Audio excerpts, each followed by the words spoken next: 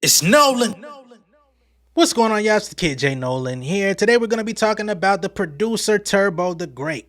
Some of y'all may know him, some of y'all may not, but by the end of this video, you'll definitely understand who this is. I'm sure you've heard some of his music on the radio, in passing in clubs, venues, bars, hookah lounges, etc. He's produced for some of the biggest artists in the industry. Unfortunately, he's under fire from a former associate that he used to produce for the producer tag, Run That Back Turbo. I'm sure now that I've mentioned that, you know who I'm talking about. Let's get into the specifics of the lawsuit here, because he's being sued by The Voice, the person that actually recorded that tag. So I'm on Music Business Worldwide, and they say a 1 second long producer tag is at the heart of a new copyright infringement lawsuit filed in U.S. federal court.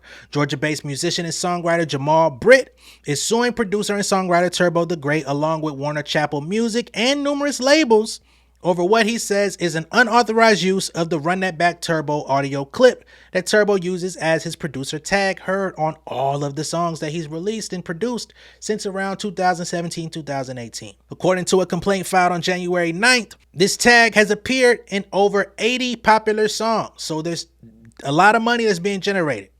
Those songs come from artists such as Lil Baby, Gunna, Nicki Minaj, Chris Brown, Moneybagg Yo, and many others, right? Young Thug too. The labels and entertainment companies responsible for releasing the tracks that include the Run That Back Turbo tag are named as defendants in the suit, including QC Quality Control, Motown Records, Capitol Records, YSL Young Stoner Life Records, 300 Entertainment, Universal Music Group, Chris Brown Entertainment, Young Money Records, Cash Money Records, and Republic Records. So anybody who has a track from Turbo, they're being implicated in this lawsuit for some sort of financial damages. According to the complaint, July of 2017, Jamal, Britt, and Turbo co-created a track called Afghanistan. Britt alleges to have written the lyrics and music elements of the track, while Turbo created the musical track. He created the beat for Afghanistan and acted as the engineer for the recording session. Britt claims that he then vocalized and rapped the lyrics Run That Back Turbo as the introduction to the track, the complaint states. Since then, Turbo has unequivocally used an extrapolation of that original work and appropriated it as his own in nearly all of his productions, meaning they did a song together, right? And he said Run It Back Turbo in the beginning of the track.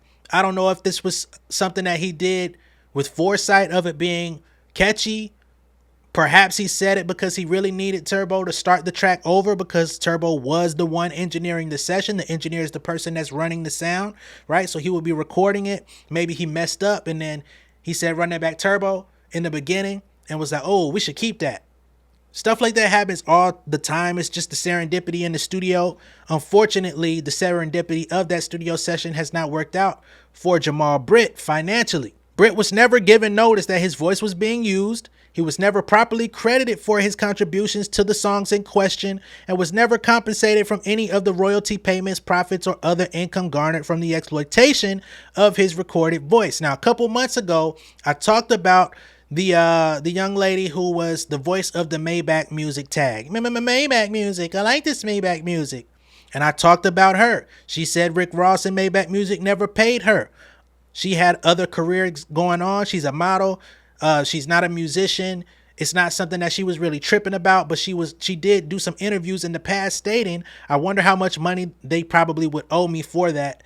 But she was just saying it in jest. I have another incident where somebody reached out to me. I always leave these people anonymous because I don't want their information being put out. I had an unnamed family member of somebody who recorded a tag for a popular producer back in the mid 2000s, right? It was a child that laid down some vocals. They went on to take that producer tag and produce for big artists in the game, make millions upon millions of dollars. They had an agreement, they had contracts, they had all sorts of things that said that that child would accumulate some sort of royalties until he was 18 years old and have money to cash out.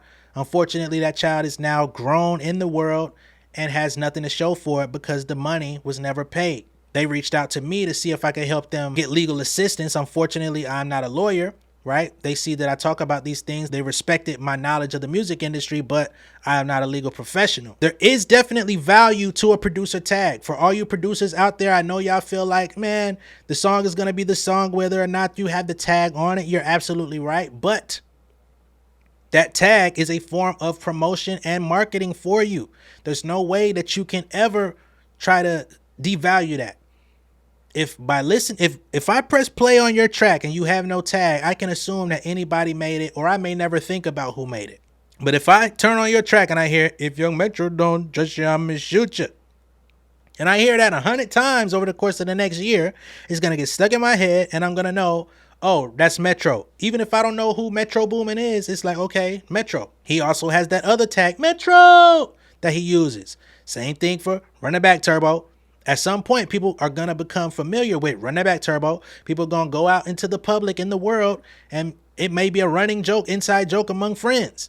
You just never know. But that's a part of producer branding, right? You could put that on t-shirts. You could put that slogan anywhere you want and cash in on it. Unfortunately, the original person who put that down with his voice is getting nothing from it. Among the tracks named in the lawsuit are Drip Too Hard from rappers Lil Baby and Gunna, released in 2018. That track peaked at number 4 on the Billboard Hot 100, which means it was a massive success. Also named are Never Recover by Lil Baby and Gunna with Drake, which is a double platinum track from 2018. Close Friends, a 5 times platinum track from Lil Baby. She Bumped Her Head, a track by Chris Brown. 2019's Barbie Drip from Nicki Minaj. These songs amount to an infringement of Britt's copyright and right of publicity, they state. They estimate that these songs that feature the tag have generated in excess of $10 million in revenue. They continue, none of Turbo's productions give credit to Britt, and Britt has not received any compensation for his contribution to Turbo's songs to date. Now, why is this important? When you speak about copyright and you speak about vocals, this is kind of like the same thought process as a sample. When you take a sample of somebody's song, whether you take 1 second, 15 seconds, there was this rumor going on throughout the industry stating if you use less than 7 seconds of a song, you don't have to pay for it. That's absolutely false, right? If you use somebody else's voice and you don't have express permission to do so, that is a sample and it has to legally be paid for. It's the same thing, because let's say I'm in my studio right now, right? If I had my lady come up and record a Southside, like how I did on my album, for those of y'all that heard it, I did a Southside tag that's all throughout my Southside Nolan album, but I recorded it myself. I could have had her do it, right? Put it all over my stuff, and let's say the songs go platinum tomorrow, and God forbid, eventually things don't work out with us. She could say, hey, you made $10 million utilizing my voice. I need 10%. I need 20%. And a judge could possibly grant that simply because it's something she came up with. It's something that utilizes her voice, and we didn't put it on paper that I was supposed to be the exclusive owner of that, right? Because typically you would give somebody a work for hire document that states a transfer, like I pay you $150 and I can use this in perpetuity. Right? If you don't give that person that, at some point, they could come back and say they're owed something.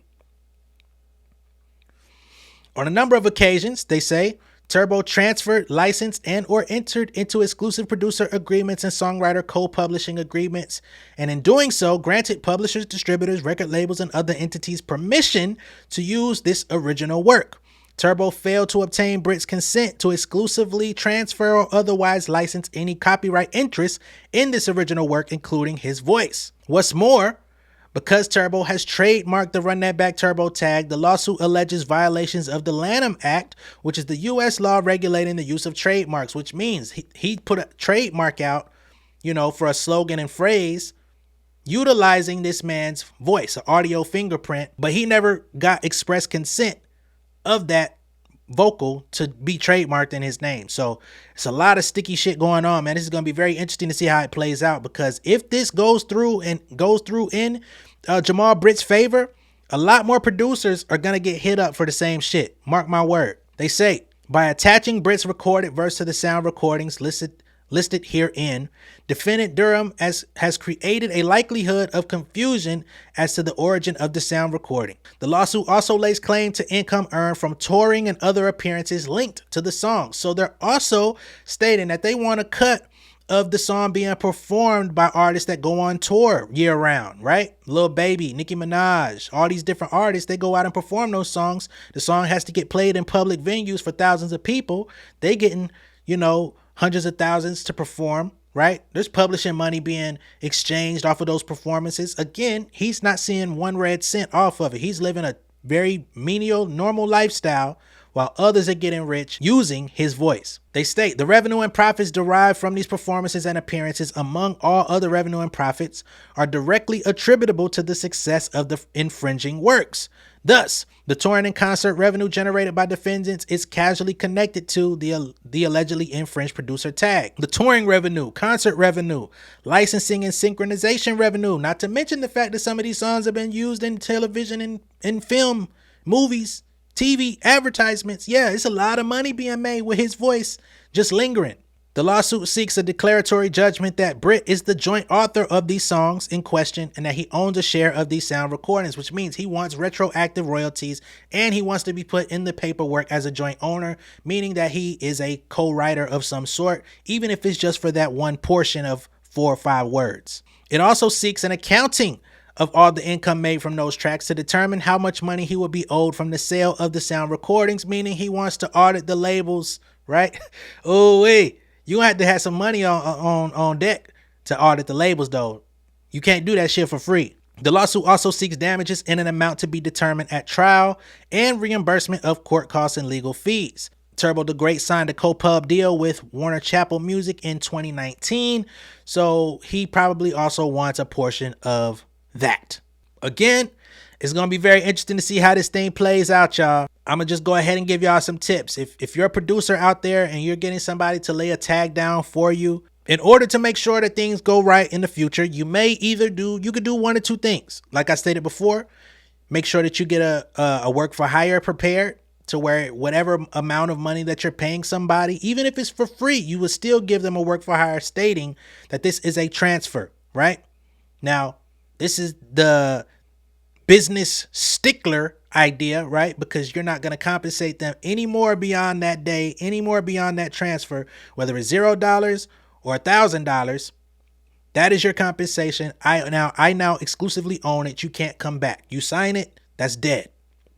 Or you can assign a 2% royalty or a 3% royalty henceforth for the rest of your career to say, I am confident in this producer tag. I understand I'm paying you for it, but I'm also going to make a lot of money off of it. I'm going to put it on merch. I'm going to put it on all of this different type of stuff, but you will receive a 2 or 3% royalty off sound recording and publishing.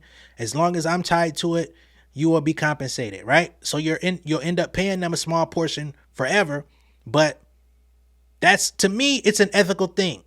I know some people feel like that's some hogwash, but we're now in the music industry where engineers are now being compensated in royalties now. That wasn't going on back in the 80s. That wasn't going on back in 10 years ago, but it's happening now. Engineers are starting to get compensated in royalties. Not every engineer, but there's some people that do practice that, right? Some people are now practicing giving songwriters actual master ownership in the song, right? Whether it's a small percentage, 5%, whatever, so that they could get paid off of the sound recording. For years, songwriters have not been paid up front for their work in the studio with big artists. Some songwriters are now saying, you got to pay me. I'm not coming in that motherfucker without any guarantees. So that lets you know, just because something was industry standard, that can change. So you can't use that tag or that phraseology over people forever. And I'm with that. I have nothing against Turbo.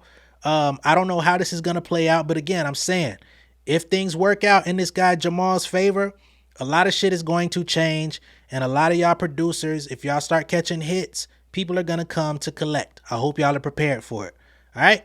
Let me know what y'all think of this down below in the comments. Be sure to like and share this video. If this is your first time seeing me on YouTube, go ahead and subscribe to the channel. Hit the post notification bell for all updates. I'll see y'all in the next one. Peace.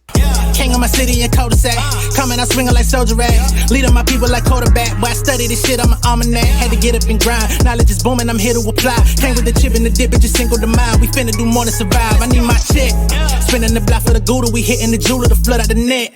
We don't do beef on computers, I'm straight out the sewer, we come when you rest. Niggas be looking perplexed, so keeping my foot on their neck.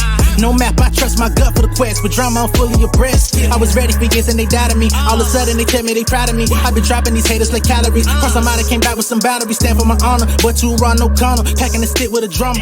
When I catch my bad, won't fumble. I done came too far to be humble.